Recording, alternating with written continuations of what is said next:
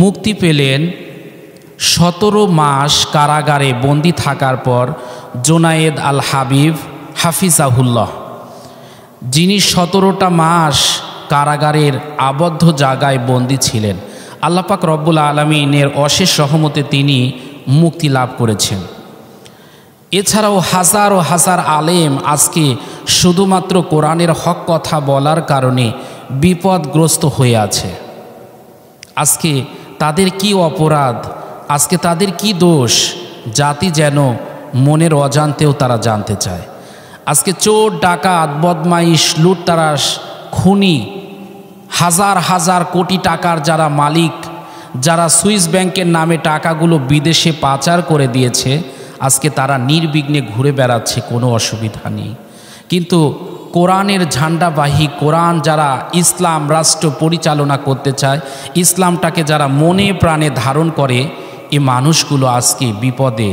আজকে সেই মানুষগুলো কারাগারে বন্দী হয়ে কান্দে, কেউ তাদের কান্নাগুলো দেখতে পারে না। এ মুসলমানের সন্তানেরা, এই পৃথিবীর জমিনে যারা কোরআনের হক কথা বলে, তারাই কিন্তু যুগে যুগে বাতিলের টার্গেটের শিকার। আর যারা জালেমদের সাথে আতাত করে চলে, তারা কিন্তু বিপদে পড়ে না।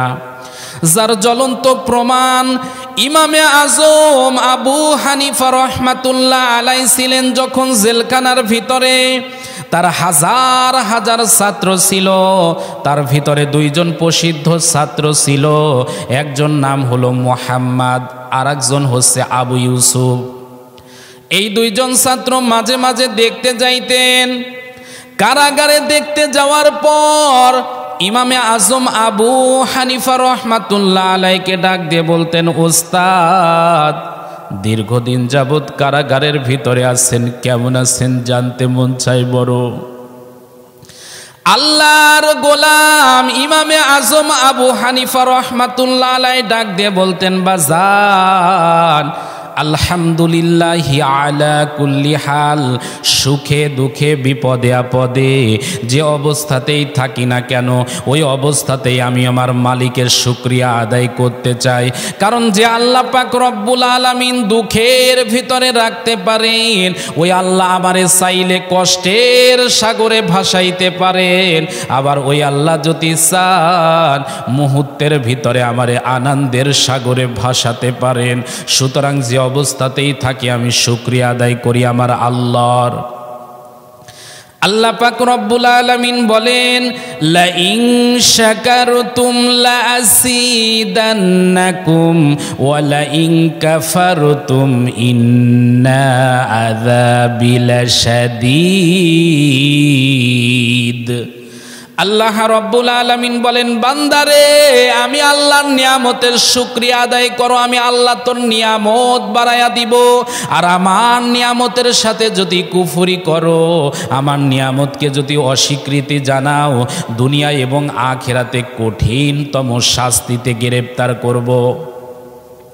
ইমামে আজম আবু হানিফা রহমাতুল্লাহ আলাই বলেন, এই জেলখানার ভিতরে আছি, যে অবস্থাতেই থাকি না কেন আমি আল্লাহর শুকরিয়া আদায় করি। মুহাম্মদ এবং আবু ইউসুফ ডাক দিয়ে বলে, হুজুর, আপনি জেলখানায় আসলেন কি কারণ, কি অপরাধ জানতে চাই। ইমামে আবু হানিফা রহমাতুল্লাহ আলাই বলে, বাবা, তাহলে শোনো, কোনো অপরাধ নাই, একটা মাত্র অপরাধ, খলিফা মনসুরের আমি কথা শুনি নাই। খলিফা মনসুর আমারে ডাক দিয়ে বলে, ইমাম, আপনার মতো এত বড় ইমাম, এত বড় কোরআনের বিজ্ঞ একজন মানুষ যেহেতু আমার দেশের ভিতরে আছে, আর আমার রাজত্বের ভিতরে একটা পোস্ট, একটা চেয়ারও যখন খালি দেখা যায়, আপনি আমার বিচারপতির কাজীর চিফ জাস্টের একটা চেয়ার যেহেতু খালি আছে, ওই চেয়ারে বসে আপনি বিচার করতে পারেন। ইমামে আজম আবু হানিফা রহমাতুল্লাহ আলাই বলেন, যে দেশে জালেম ক্ষমতায় থাকে, ওই দেশে যেই প্রধান বিচারের চেয়ারে বসুক না কেন, ওই মানুষটা কোনোদিনও বিচার করতে পারবে না। খলিফা মনসুর বলে, আপনি কি বলতে চান?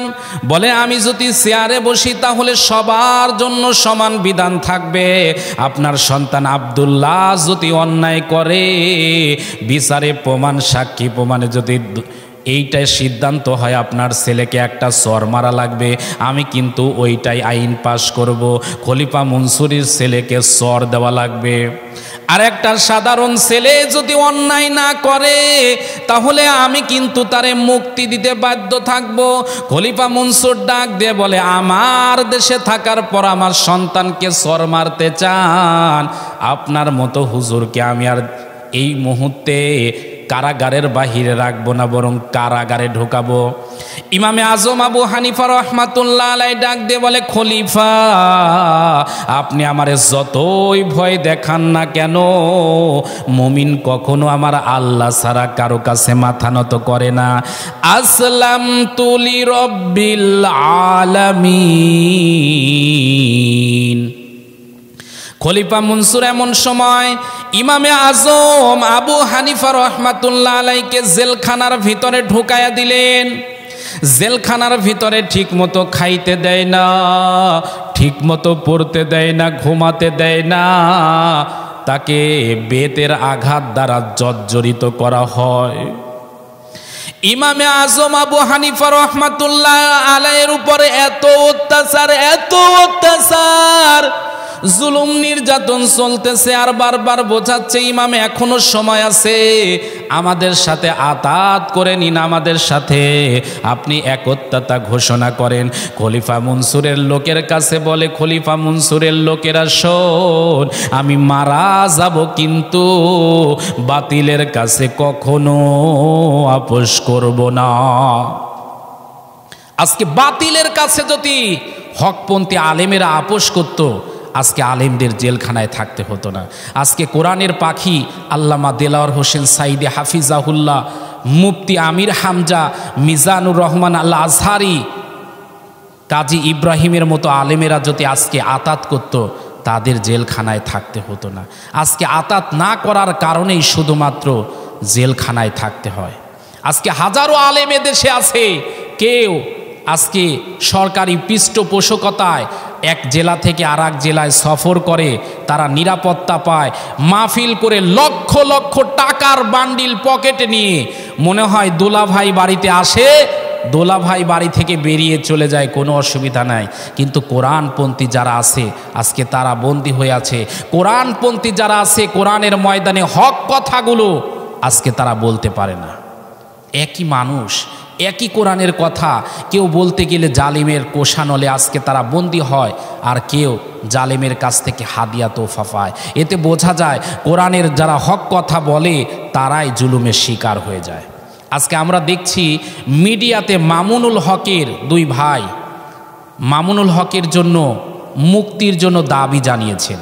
আমরাও দাবি জানাই যে এদেশে যারা আলেম আছে তাদেরকে মুক্তি দেওয়া হোক, কিন্তু আলেমেরা কখনো মুক্তির জন্য কারো কাছে প্রাণ ভিক্ষা চাইতে পারে না।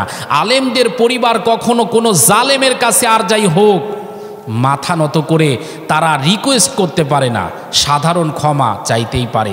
আজকে যদি কোরআনের পাখি আল্লামা দেলাওয়ার হোসেন সাইদা হাফিজাহুল্লাহর পরিবার অথবা দেলাওয়ার হোসেন সাইদি যদি আজকে মাথা নত করত, প্রাণ ভিক্ষা চাইতো, তাহলে আজকে তার এখানে থাকার কথা নয়, বরং তিনি অনেক আগেই কিন্তু মুক্তি পেয়ে যেতেন।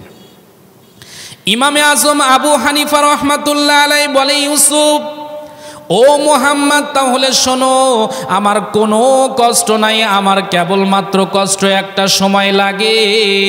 আমার মাকে মাসের মধ্যে একবার জেলখানার ভিতরে নিয়ে আসা হয়, আর আমার মায়ের সামনে আমাকে পিটানো হয়।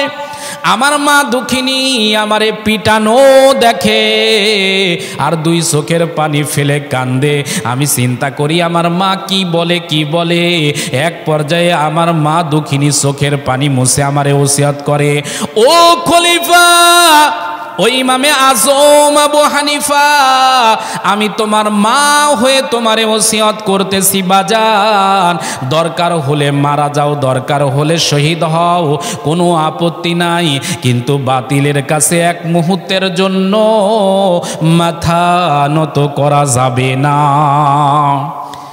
ये शहादत गहे उल्फत में कदम रखना, लोग समझता है आसान है मुसलमान होना।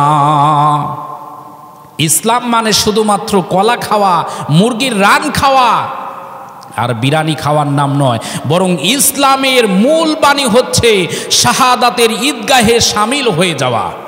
ইমামে আজম আবু হানিফা রহমাতুল্লাহ আলাইহ জীবন্ত অবস্থায় যত শক্তিশালী ছিলেন তার চাইতে হাজার হাজার গুণ মৃত্যুর পরে ইমামে আজম আবু হানিফার শক্তি যেন গোটা পৃথিবীর জমিনে ছড়িয়ে ছিটিয়ে আছে। তার মানে আজকে যারা জুলুমের শিকার, নির্যাতনের শিকার, তারা ইমামে আজম আবু হানিফা রহমাতুল্লাহ থেকে আজও যেন প্রেরণার বাতিঘর হিসেবে প্রেরণা খুঁজে পায়। তার মানে মুমিন কখনো বাতিলের কাছে আপোষ করতে পারে না। আল্লাহ পাক সকল মুমিনদেরকে, সকল নির্যাতিত আলেমদেরকে ঐক্যবদ্ধ হতে তৌফিক দান করুন এবং জালেমের কোষানল থেকে আল্লাহ পাক মুক্ত করে মুক্ত স্বাধীন বাতাসে তাদেরকে আবারও কোরআনের কথা বলার তৌফিক দান করুন। ওয়া আখিরি দাওয়ানা আনিল হামদুলিল্লাহি রাব্বিল আলামিন। আসসালামু আলাইকুম ওয়া রাহমাতুল্লাহ।